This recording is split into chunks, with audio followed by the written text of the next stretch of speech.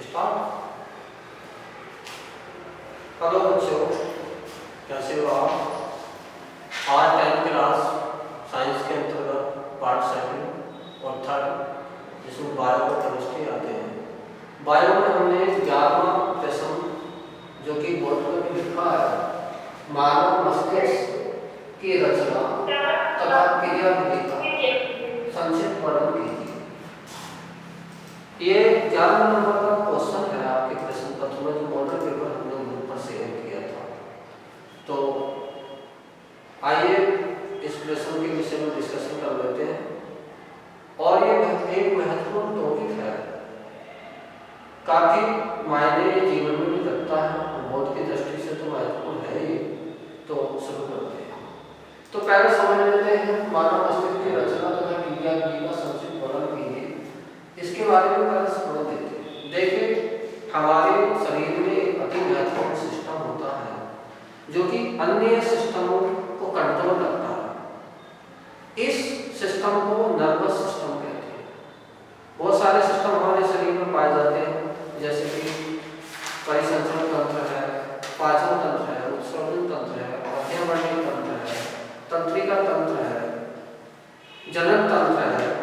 ये बहुत सारे तंत्र हैं, 9 तंत्र हमारे शरीर में पाए जाते हैं। और इन 9 तंत्रों पर जो अपना कंट्रोल करता है वो तंत्रिका तंत्र या नर्वस सिस्टम कंट्रोल करता है।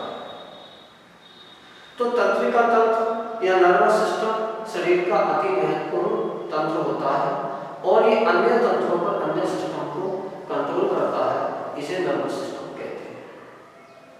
नर्वस सिस्टम बहुत सारी सेल्स से, कोशिकाओं से मिलकर बना होता है। इन कोशिकाओं को हम न्यूरॉन या तंत्रिका कोशिका या नर्व सेल भी कहते हैं। अब प्रश्न होता है कि ये नर्वस सिस्टम जो होता है, जिसे हमने तंत्रिका तंत्र बोला, उसके कितने भाग होते हैं? तो नर्वस सिस्टम या तंत्रिका तंत्र के 3 भाग होते हैं। ये नर्वस सिस्टम के भाग लिखे हैं। पहला होता है सेंट्रल नर्वस सिस्टम, यानी कि नर्वस सिस्टम को 3 भागों में बांटा गया है। Central nervous system, peripheral nervous system और थर्ड है ऑटोनोमस नर्वस सिस्टम। अब इनके भी अलग अलग भाग होते हैं, अलग अलग पार्ट होते हैं। तो पहला हम देख लेते हैं। पहला जो भाग है नर्वस सिस्टम का, central nervous system. Central nervous system में 2 चीजें आती हैं। हमारा ब्रेन आता है या मस्तिष्क आता है, या जिसे दिमाग भी कहते हैं। दूसरा स्पाइनल कॉर्ड या सुषुम्ना आती है। ये सेंट्रल नर्वस सिस्टम की बात है। दूसरा जो नर्वस सिस्टम का भाग होता है पेरिफेरल नर्वस सिस्टम होता है। मेरे साथ बोलो, पेरिफेरल नर्वस सिस्टम। पेरिफेरल का मतलब है परिधीय, यानी कि परिधीय तंत्रिका तंत्र। तो इस पेरिफेरल नर्वस सिस्टम के अंतर्गत क्रेनियल नर्व आती है और स्पाइनल नर्व आती है। क्रेनियल मतलब खोपड़ी, खोपड़ी की जो नर्व्स हैं, तंत्रिकाएं वो आती हैं और ये 12 जोड़ी पाई जाती है। कितनी जोड़ी पाई जाती है? 12 जोड़ी पाई जाती है cranial nerves. Second spinal nerve. Spinal nerve मतलब जो सुषुम्ना थी हमारी, उसमें 31 जोड़ी नर्व्स निकलती हैं। स्पाइनल नर्व जो होती है वो 31 जोड़ी पाई जाती है। तीसरा जो नर्वस सिस्टम का भाग है वो है ऑटोनोमस नर्वस सिस्टम। क्या बोला? Autonomous nervous system. Autonomous nervous system को भी हम 2 भागों में बांटते हैं। उसके भी 2 भाग होते हैं। सिंपैथेटिक, मेरे साथ बोलो, सिंपैथेटिक। सिंपैथेटिक भाग होता है। सिंपैथेटिक को कहते हैं अनुकंपी। क्या बोलते हैं? अनुकंपी। जबकि पैरासिम्पैथेटिक ये दूसरा पार्ट है ऑटोनोमस नर्वस सिस्टम का। क्या बोला? Parasympathetic. Parasympathetic nervous system. Parasympathetic का मतलब है परानुकंपी। परानुकंपी। इस प्रकार नर्वस सिस्टम के 3 भाग होते हैं। Central nervous system, peripheral nervous system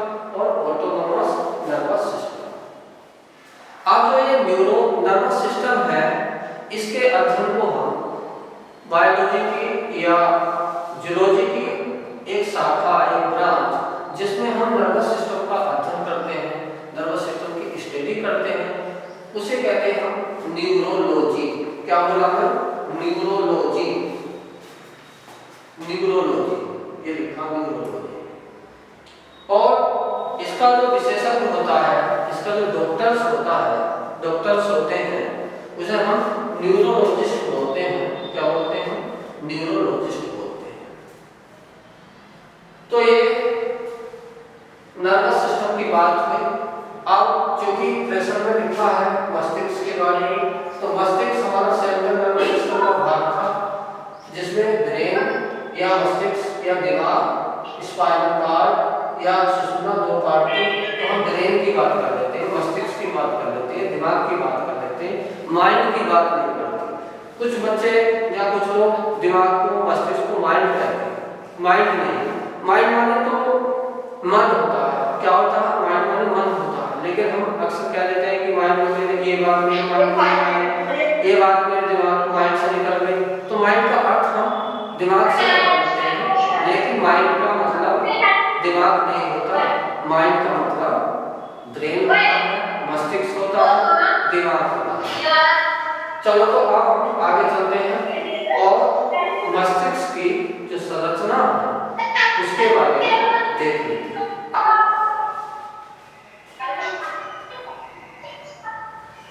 जैसा कि आप बोर्ड पर देख पा रहे हैं, यानी आपको चित्र दिखाई दे रहा है जो कि मानव मस्तिष्क का चित्र है। और ये मानव मस्तिष्क का चित्र है, जरा ध्यान से देखें, बड़ा महत्वपूर्ण चित्र है, क्योंकि इसके चित्र के बिना इसे पढ़ाना असंभव है, पूरा सही नहीं बैठेगा। तो इसलिए इसके चित्र को जरा हम ध्यान से देख लेंगे। ये मानव मस्तिष्क का चित्र होता है। और मस्तिष्क आप लोग जानते हो शरीर का सबसे महत्वपूर्ण अंग होता है, और ये हमारी खोपड़ी के अंदर, स्कल के अंदर बंद है। तो यदि इसकी रचना की बात करें तो मानव का जो मस्तिष्क है लगभग उसका वजन 1.5 किलोग्राम होता है, और ये बॉक्स यानी कि स्कल या खोपड़ी में सुरक्षित रूप से बंद रहता है। और इस पर 2 झिल्ली पाई जाती है, मस्तिष्क पर 2 झिल्ली पाई जाती है। जैसे कि आप एक मार्केट गए, मार्केट में एक शर्ट आपको खरीदनी है रेडीमेड, तो आप दुकानदार या शॉप पर गए, शॉप से आपने रेडीमेड शर्ट खरीदी। तो शर्ट पर जब देखते हैं तो शर्ट एक पॉलीथीन के पिन्नी के अंदर पैक होती है। फिर दुकानदार उस शर्ट को एक डिब्बे में डालता है। डिब्बा एक परत हुई, पॉलीथीन तो उसके शर्ट के ऊपर थी, वो एक दूसरी परत हुई, और उसके बाद हम उस शर्ट को लाते हैं और एक घर में आके सुरक्षित जगह से एक बॉक्स में, एक संदूक में उसे रख देते हैं। तो मेरी बात ध्यान से समझिए, मस्तिष्क के चारों ओर 2 झिल्लियां, 2 परतें पाई जाती हैं। पहली परत को, जो उसकी बाहर की परत है, उसे बोलते हैं ड्यूरामेटर। क्या बोलते हैं? मेरे साथ बोलो, ड्यूरामेटर। ये लिखा हुआ है, ये बाहर की परत है मस्तिष्क की, ड्यूरामेटर। यानी कि इसे आप गत्ता मानो। जो शर्ट पैक करा था, शर्ट पैक करी थी, तो पहले तो पॉलीथीन में थी, उसके बाद एक कागज के बॉक्स में थी। तो बाहर वाला जो कागज का बॉक्स है उसे आप मानो ड्यूरामेटर, और अंदर की जो है पिन्नी, जिसे पॉलीथीन बोलते हैं, उसे मानो आप पायरमेटर। इस प्रकार ये डबल या 2 परत हो गई, और दोनों परत को मिला के हम कहते हैं मेनिंजीज। मेरे साथ बोलो, मेनिंजीज, मेनिंजीज। इसे मेनिंजीज बोलते हैं, दोनों परतों को मिलाकर, ड्यूरामेटर को और पायरमेटर को मिलाकर मेनिंजीज बोलते हैं। कभी कभी कुछ बैक्टीरिया संक्रमण के कारण इस झिल्ली के बीच में, मेनिंजीज में बैक्टीरिया का इन्फेक्शन हो जाता है, और ये झिल्ली सूज जाती है, जिसे दिमाग में सूजन आना भी बोलते हैं। इन दोनों झिल्लियों के बीच में, यानी कि मेनिंजीज में दोनों झिल्लियों के बीच में ब्लड वेसल्स यानी कि रुधिर वाहिनी वाहिनिकाएं और अन्य पोषण पदार्थ भरे रहते हैं। क्या भरे रहते हैं? पोषण पदार्थ भरे रहते हैं, जिससे मस्तिष्क को पोषण मिलता रहता है। और मस्तिष्क की जो गुहा का आयतन होता है वो 1450 सीसी होता है। कितना होता है इसकी गुहा का जो आयतन होता है मस्तिष्क की? 1450 सीसी होता है। इस प्रकार ये मस्तिष्क की बात चल रही है, तो मस्तिष्क में 1450 सीसी क्या है? इसकी गुहा का आयतन है। क्योंकि कई प्रकार के मानव हैं और आधुनिक मानव हैं, और आधुनिक मानव की जो क्रेनियल कैविटी है या मस्तिष्क की ब्रेन की कैविटी है, उसका वॉल्यूम या आयतन 1450 सीसी होता है। अब मस्तिष्क के अंदर भी पदार्थ भरा होता है, जिसे ग्रे मैटर बोलते हैं। क्या बोलते हैं? ग्रे मैटर और व्हाइट मैटर बोलते हैं। मस्तिष्क के अंदर के पदार्थ को क्या बोलते हैं? ग्रे मैटर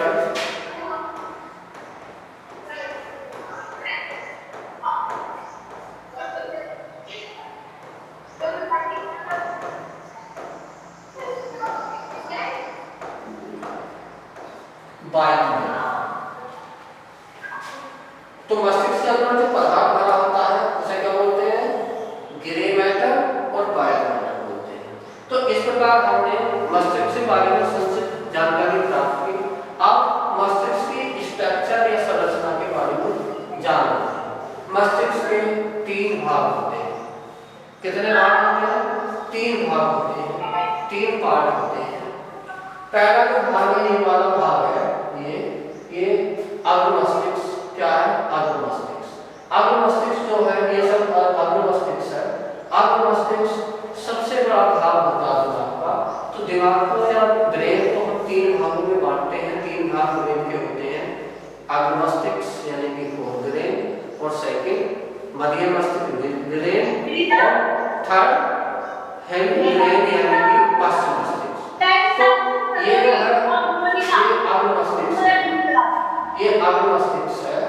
और अग्र मस्तिष्क का जो सबसे इम्पोर्टेंट पार्ट होता है वो सेरेब्रम होता है।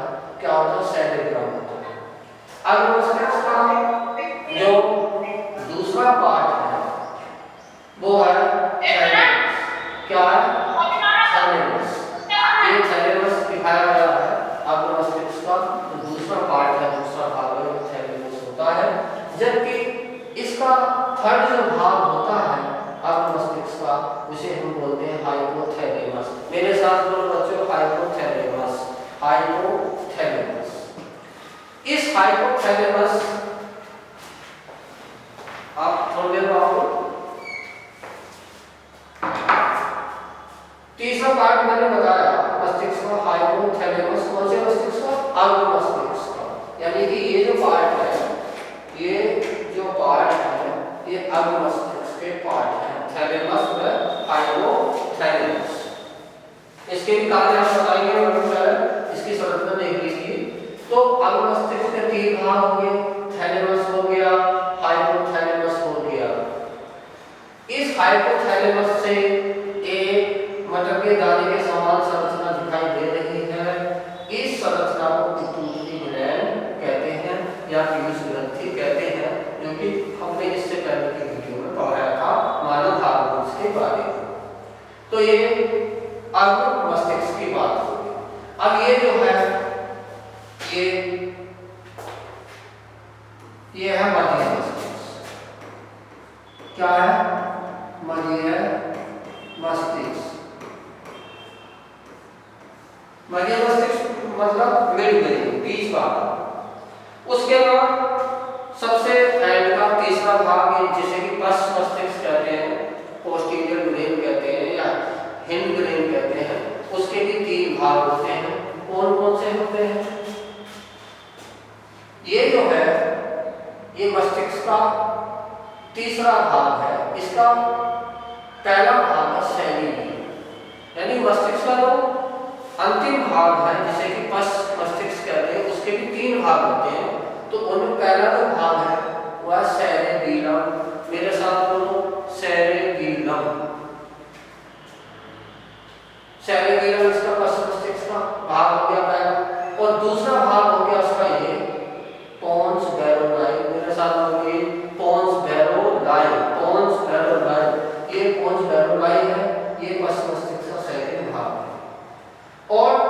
थर्ड भाग जो है पश्च मस्तिष्क का वो होता है मेडुला ओब्लंगेटा।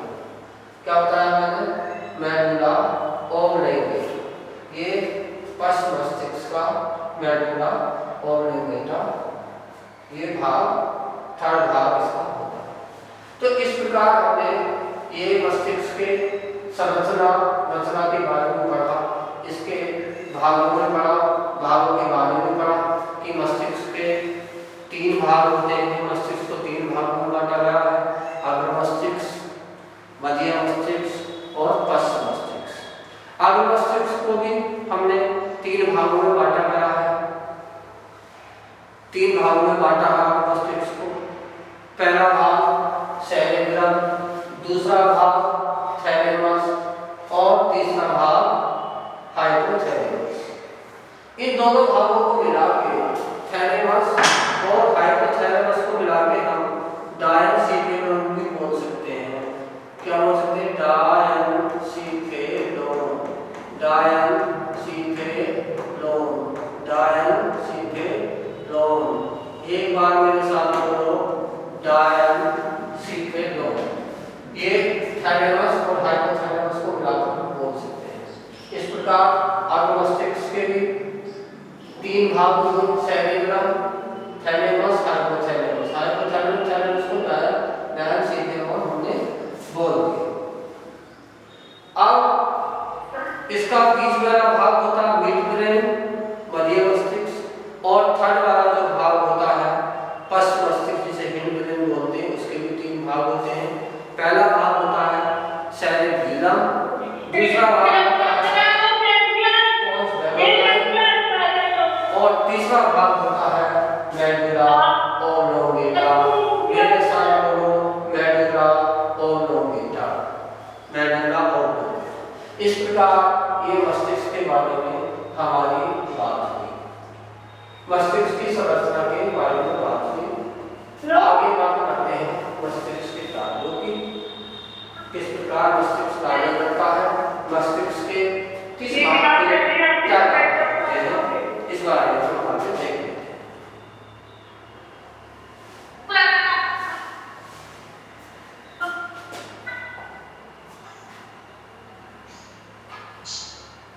देखिए लिखा है ब्रेन के भाग, ब्रेन का मतलब अच्छा, मस्तिष्क मतलब दिमाग, तो ब्रेन के भाग बता रहा है, उसके बारे में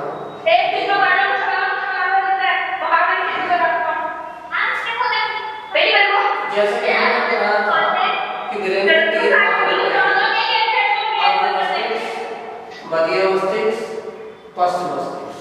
3 भाग बताए थे, देख लेते हैं दोबारा। देखो 3 भाग बताए थे अग्र मस्तिष्क के, सेरेब्रम, थैलेमस, हाइपोथैलेमस।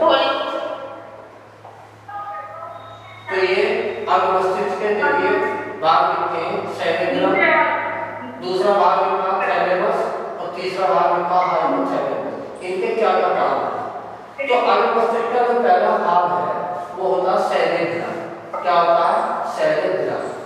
सेरेब्रम अग्र मस्तिष्क का बहुत महत्वपूर्ण भाग होता है और इसका काम है सोचना, थिंकिंग, यानी प्रॉब्लम सॉल्व करना, समस्याओं को हल करना, तर्क करना, याददाश्त के लिए, मेमोरी के लिए भाग प्रयोग होता है।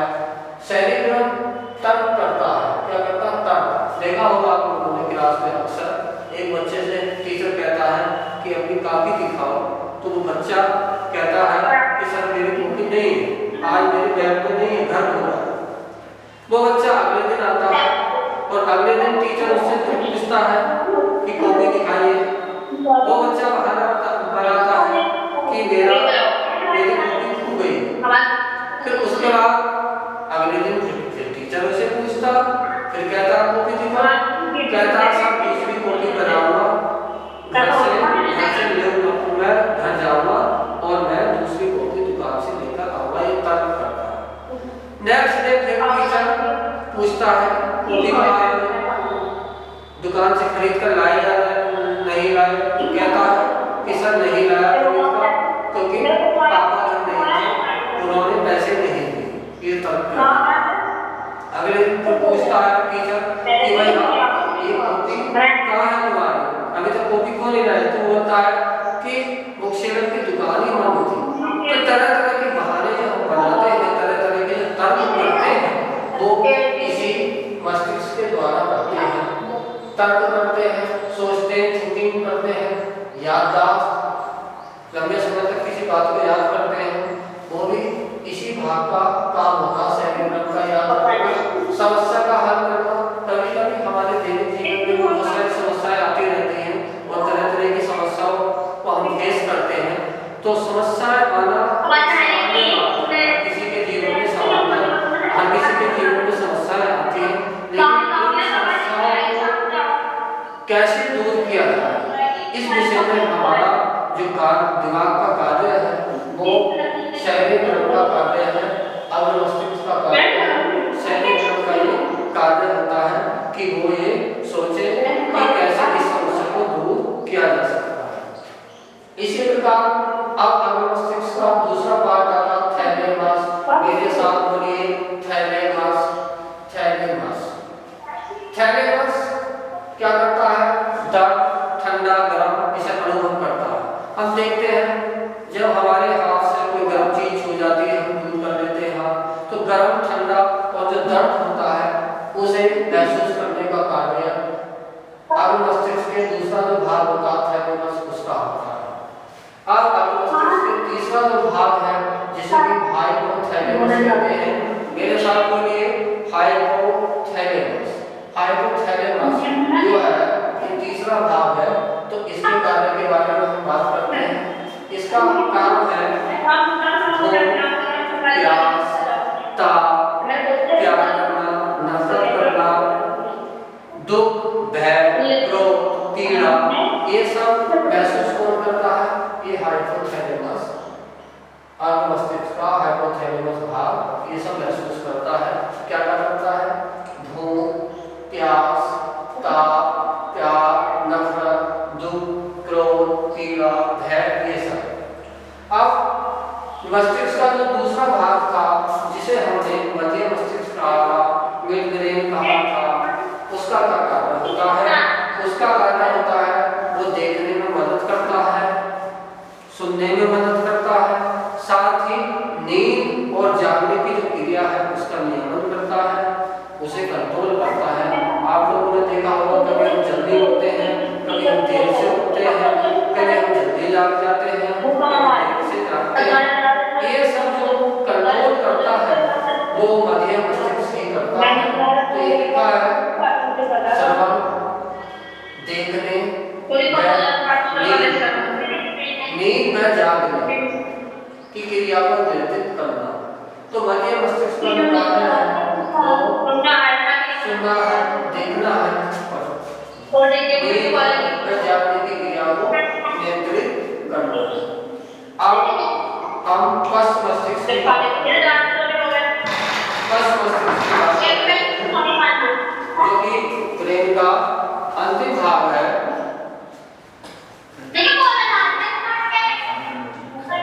फर्स्ट मस्तिष्क जो है ये दिमाग का सबसे अंत का भाग है और ये 3 भागों में डिवाइड होता है, जैसे कि मैं पहले बता चुका हूँ। पहला इसका भाग है सेरिबेलम। मेरे साथ बोलो सेरिबेलम। ये सेरिबेलम क्या करता है? जो हमारी ऐच्छिक क्रियाएं होती हैं, जो हमारी ऐच्छिक क्रिया कौन सी होती है? वो क्रियाएं जो हम अपनी इच्छा से करते हैं। जैसे मेरा मन करा कि मैं गन्ना खाऊं, या मेरा मन करा मैं दौड़ूं, भागूं, उछलूं, कूदूं, ये सब मेरी इच्छा की बात है। या मेरी इच्छा है मैं इस हाथ को उठाऊं, या मेरी इच्छा है इस हाथ को उठाऊं। ये सब जो कार्य है ये सेरिबेलम का है, ये सब सेरिबेलम का है।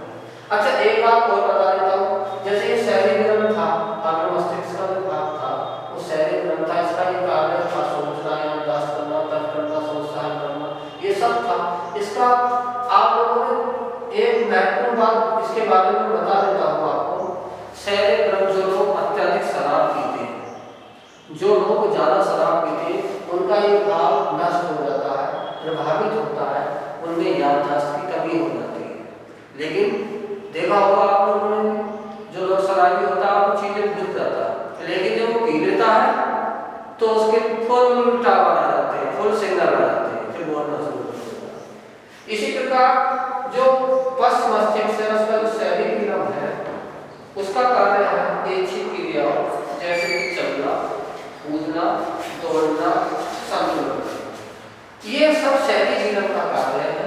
और ऐच्छिक क्रियाएं जैसे हमारे चलना है, कूदना, दौड़ना, संतुलन बनाना है, ये सब इसका कार्य है। संतुलन बनाने का मतलब है कि कभी कभी ऐसा होता है कि शराबी व्यक्ति अत्याधिक शराब पी लेता है और शराब पीकर उसकी टांगें लड़खड़ाती है, तो यह सब जो होता है शैली नीलम के कारण होता है। उसका शैली नीलम जो भाग है वो डिस्टर्ब हो जाता है और यह शैली नीलम प्रभावित होने पर शराबी व्यक्ति गिर भी जाता है। तो इस प्रकार हम कह सकते हैं जो शैली नीलम का जो भाग है, जो शैली नीलम दिमाग का भाग है, उसका कार्य होगा संतुलन बनाना, दौड़ना, कूदना, चलना। सेकंड जो भाग है पश्च मस्तिष्क का वो आता है पोन्स वैरोलाई। सेकंड भाग है पोन्स वैरोलाई। पोन्स वैरोलाई मस्तिष्क का यानी कि पश्च मस्तिष्क का एक महत्वपूर्ण भाग होता है और इसमें श्वसन का केंद्र होता है। हम जानते हैं कि 1 मिनट में हम 12 से 18 बार सांस लेते हैं। उस सांस को कंट्रोल करना भी इस पोन्स वैरोलाई श्वसन केंद्र का कार्य होता है।